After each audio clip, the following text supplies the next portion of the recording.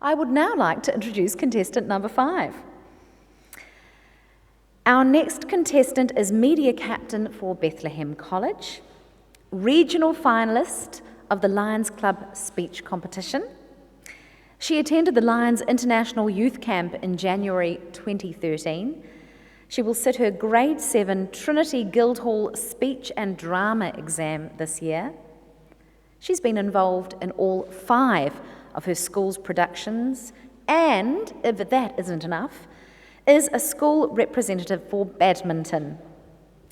From Bethlehem College in Tauranga, please welcome Erin Dallas with Dr. Henry Pickerel. July 8th, 2002. Thomas Wright is brought into the world. His parents, Anne and Grant, are shocked to realise that Thomas has been born with a cleft palate, a condition that occurs when a gap or cleft is left in the roof of the mouth. July 8th, 1905. Henry Pickerel graduates from the University of Birmingham. He will later go on to pioneer the techniques used today to correct Thomas's condition. This man used his skills in dental surgery and medicine to treat the horrific facial wounds in the First World War. This man was Australasia's first plastic surgeon. This man was my great-great-grandfather. Henry never fought in the war like other men his age did. He didn't battle for survival in the mud-filled, disease-ridden trenches. He never grasped the cold barrel of a gun, ready to take another man's life. Henry fought a different battle, a surgical battle. Henry repaired the faces of men who had lost their eyes, noses, cheeks, and jaws. He fought an impossible battle, a battle that had not previously been fought. You see, Henry was a New Zealander at war. I'm here today to tell you about his battle and to honour the man who continues to change lives 50 years after his death. Henry Percy Pickerel, commonly known as Percy, was born in Hereford, England in 1879. He attended Hereford County College and later went on to graduate from the universities of Birmingham and Oxford with a Master in Dental Surgery, a Master in Surgery, and a Bachelor in Medicine. In 1907, Percy and his wife Mabel moved to Dunedin, and here he became the first Director of Dental Surgery at Otago University. 1914, the outbreak of World War I. You are called to serve! But Henry was a surgeon, not a soldier. What could he contribute? In 1916, Percy made his way to England to undertake wartime duties. He was first placed at the unit for facial and jaw injuries at the No. 2 New Zealand General Hospital at Walton-on-Thames.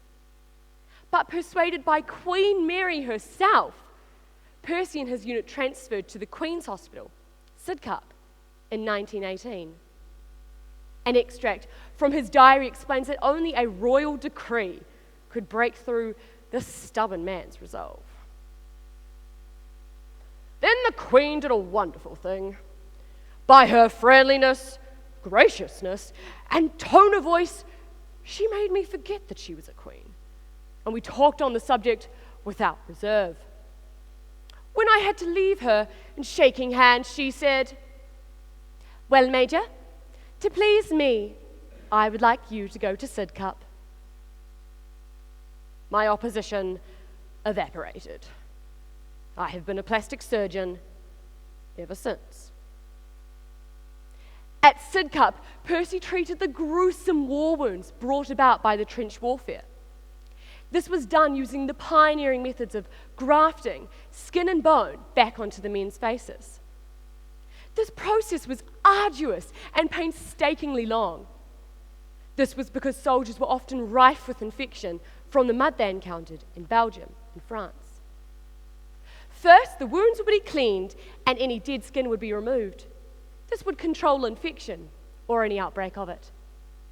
Next, any mobile fragments of bone would be stabilized by the means of splints or wiring. And only then could the plastic surgeons begin their work. This process was done without the use of any antibiotics, textbooks, or any specialized equipment. The men's faces were mangled and disfigured. The stench of rotting skin would linger in the hospital wards. However, Percy did not dwell on any of these complications, although they did exist. Rather, he focused on repairing the men's faces, as well as their morale. His group went from feeling miserable and sorry for themselves into a cheery and undisciplined group.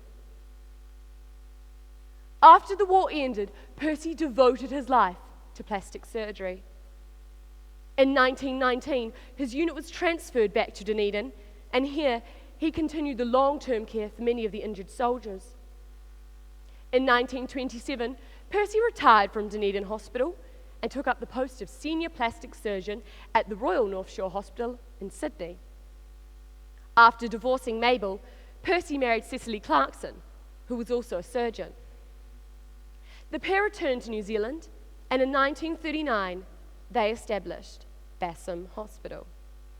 This was the first hospital specifically built for the treatment of cleft lips and palates in children. This was also the first hospital at which mothers were allowed to stay with their children, an important part in post-surgery recovery. In August of 1956, Dr. Henry Percy Pickerel passed away. He was never given a knighthood, but his wife Cecily was made a dame, which she proudly accepted in his honour. I never met him, but Dr. Pickerel continues to inspire me to work harder in my own battles, and this is why today I stand here to honour him. He never fought in the war like other men his age did, but he continuously fought to allow the injured soldiers to return home. He was a soldier, and he is a war hero. He was a soldier because he served his men and his country. He is a war hero because his legacy lives on, and his methods of plastic surgery still continue to change lives, even in the 21st century. Percy taught me that being a soldier is not about fighting. Being a soldier is about being willing to serve. So on this Anzac Day, when I pin the poppy to my chest, when I hear the trumpet play the last post, and when I bow my head in remembrance, I think of the man that reconstructed lives. I think of the man that inspired me to be a soldier. I think of my great-great-grandfather.